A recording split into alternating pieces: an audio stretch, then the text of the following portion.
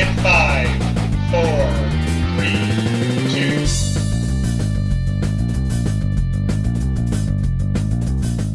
Hi, and welcome to Exploring Hobbies.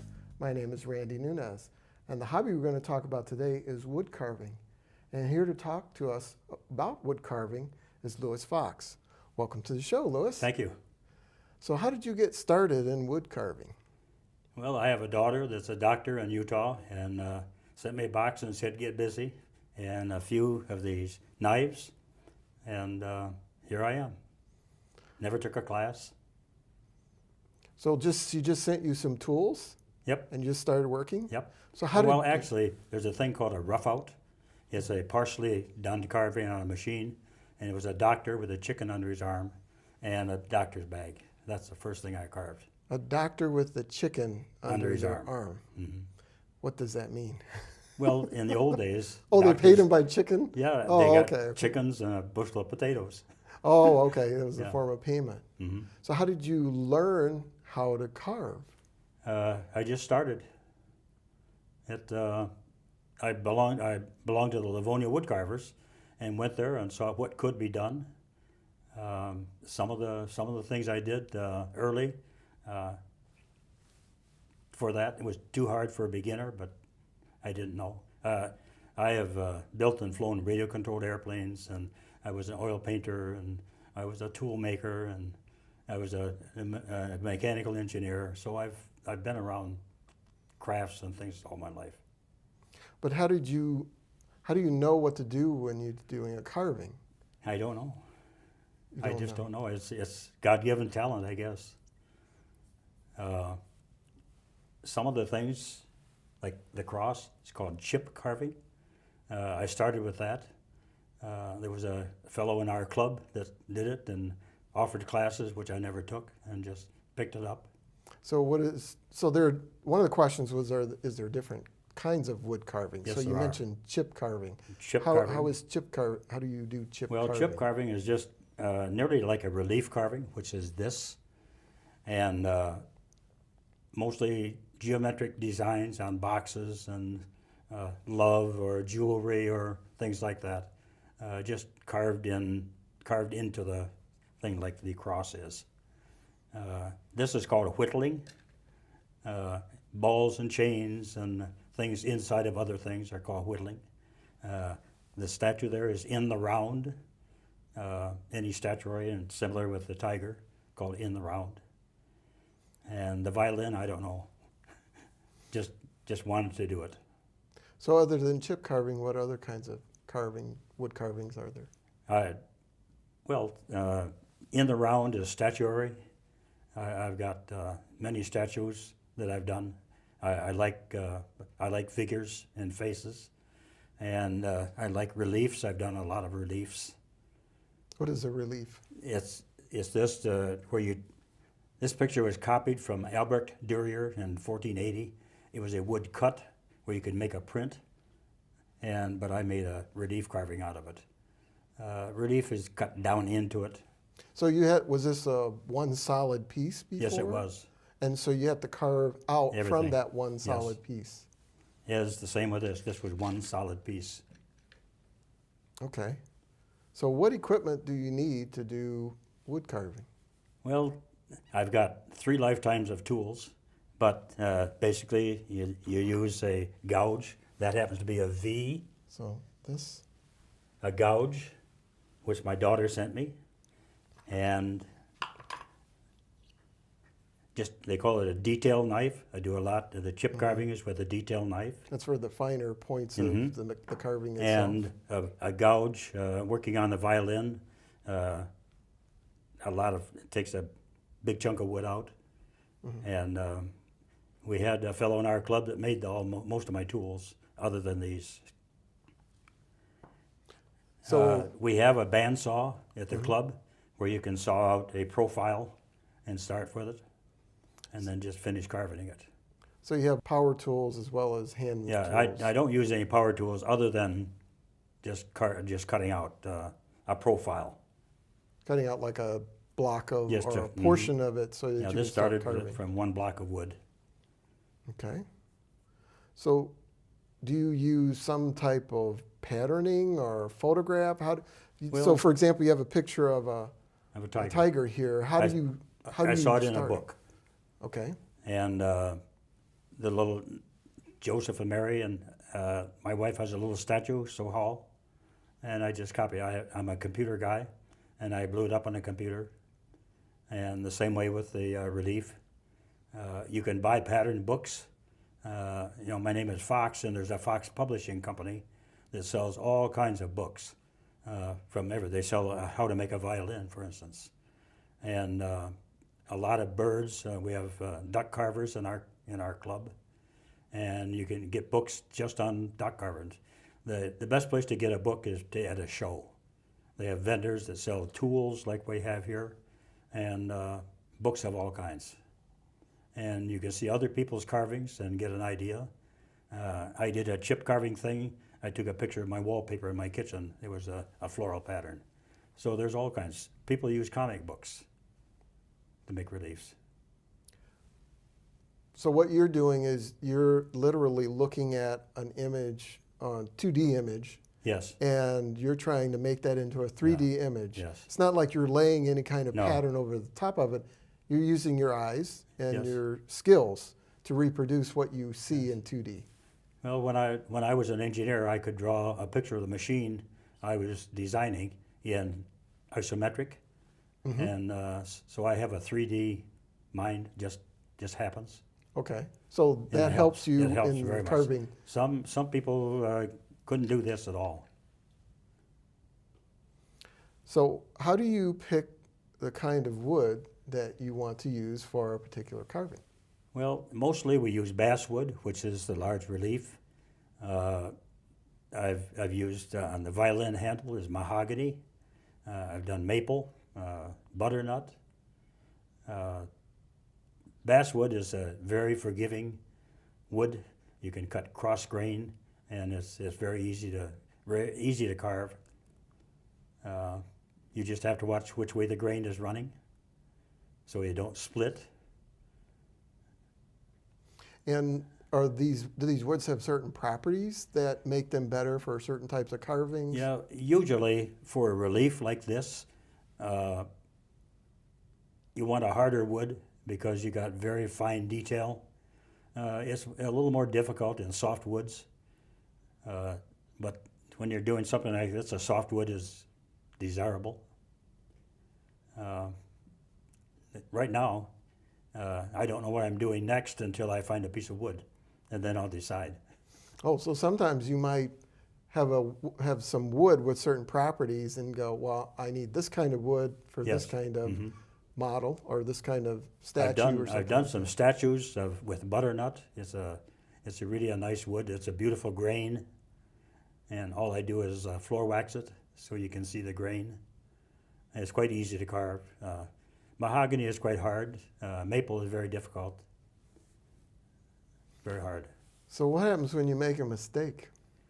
One of the best friends of a carver is glue, and you can use a piece of wood and patch it, especially if you're going to paint it.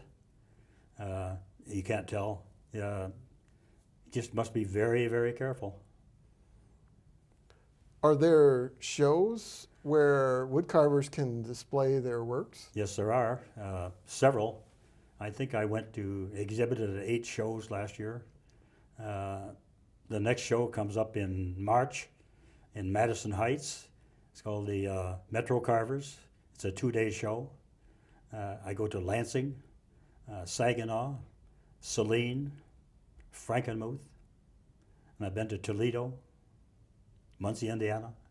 So I'm assuming you can find these on the web. You can, if you look on MichiganWoodcarvers.com, they list all the shows in Michigan, and they all have you have all their web pages on that site.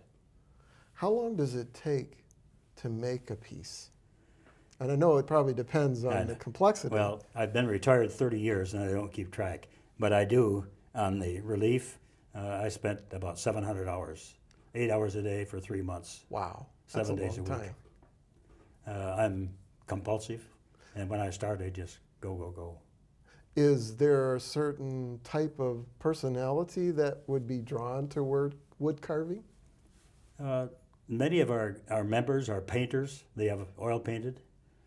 And engineers, we have 2 men that were clay modelers at Ford Motor Company, a doctor, a dentist, just a run of the mill.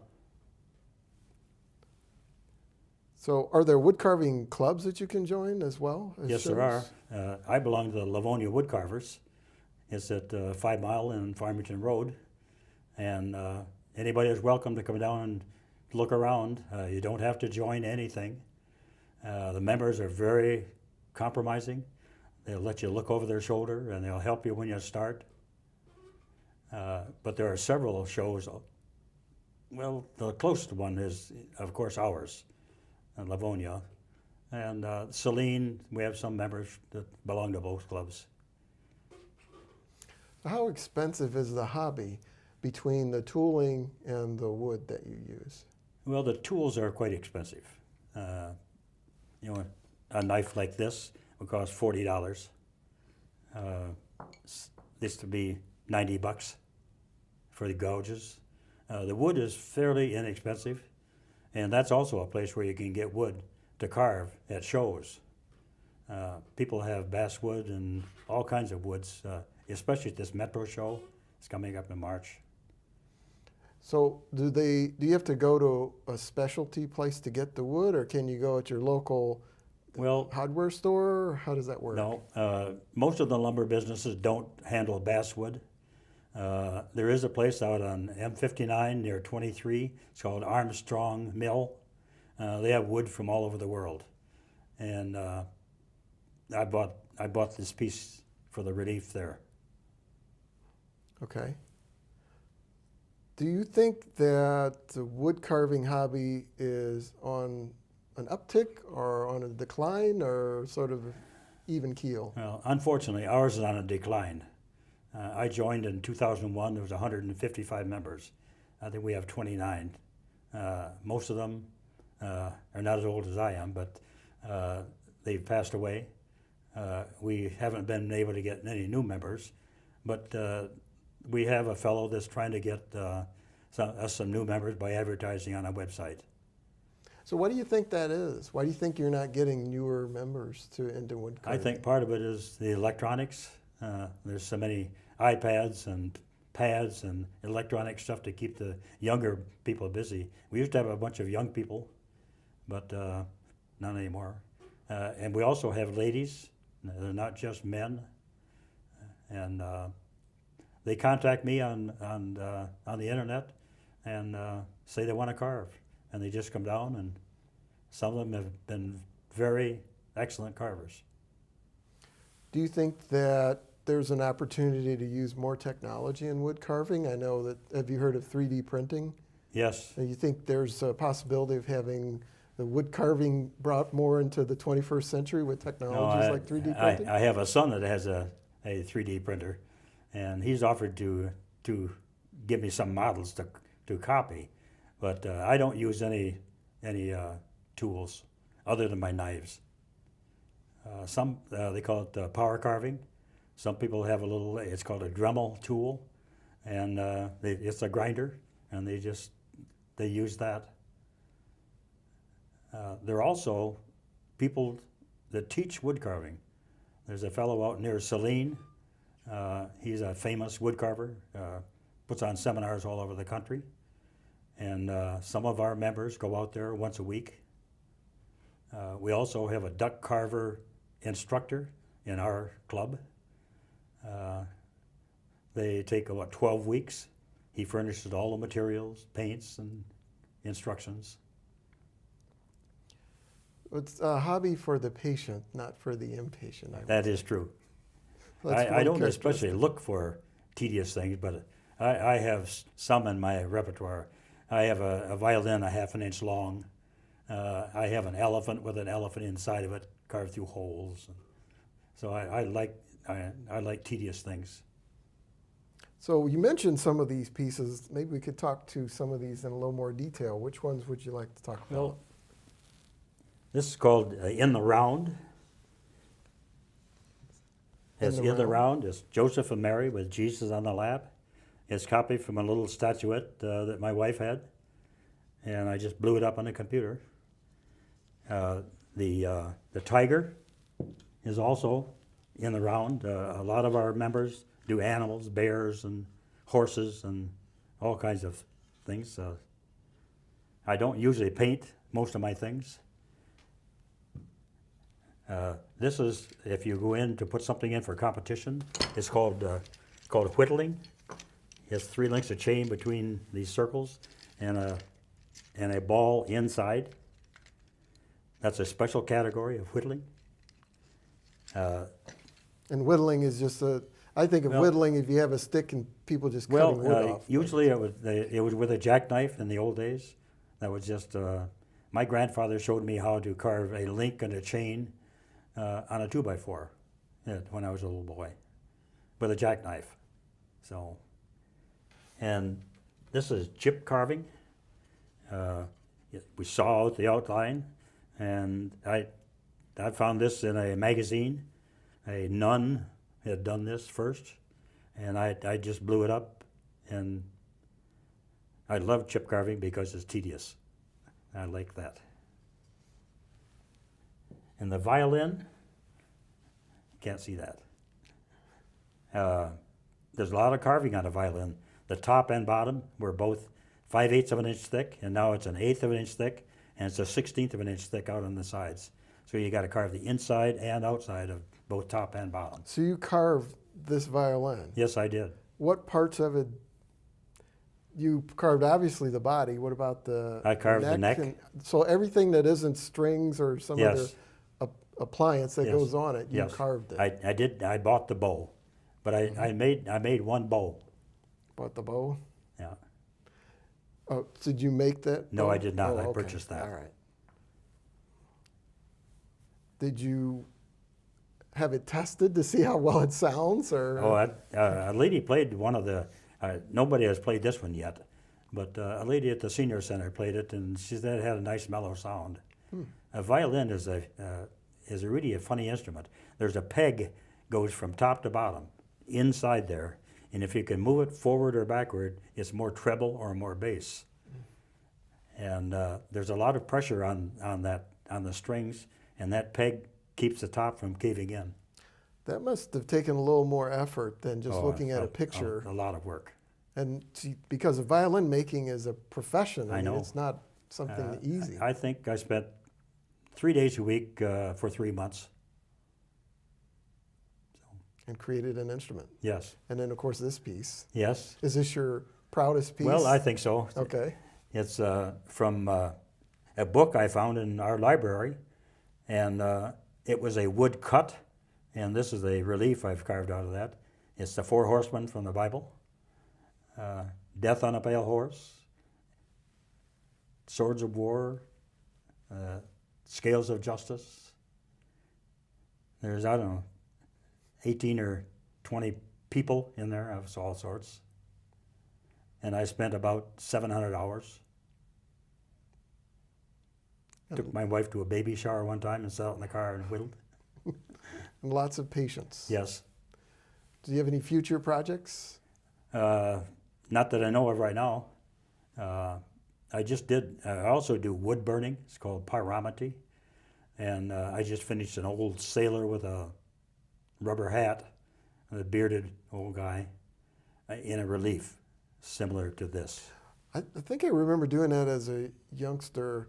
You have a piece of wood and you have maybe some kind of diagram, and then you use some kind of iron to sort of burn out the drawing, the diagram that you want to there are make. professional wood burners that you can buy. We have a woman in our club that's very, very, very good. They look like a portrait when they get done with a face. So how would you recommend that people get started if they are interested in wood carving? Well, one thing is just to go to a show.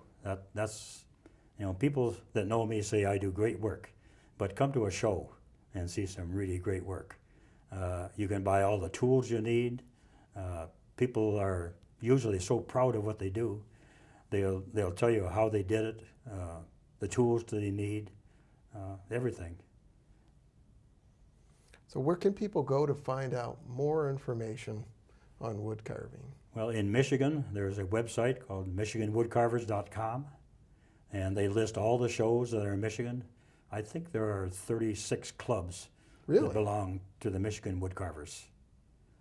And I've gone to some of their meetings, and they provide instructions. They have in the spring in Everett, Michigan, they have a 5-day seminar where people go there. One of my friends is a teacher. They carve turtles, and people can just sit down and they'll show them how to do it. Well, that sounds like a great opportunity. Yes, it to is. learn. I myself haven't been there, and I'm not a good teacher. I just do what I do. I'm sure there's lots of resources on the internet. Oh, as yes, well. there are many. Videos Yes. on YouTube and things Yep. like that. Yes. Great. Well, I think we're almost out of time. We'd like to thank our guest, Louis Fox, for joining us and telling us all about the hobby of woodworking. That's it for our show today. Please stay tuned for future episodes of Exploring Hobbies.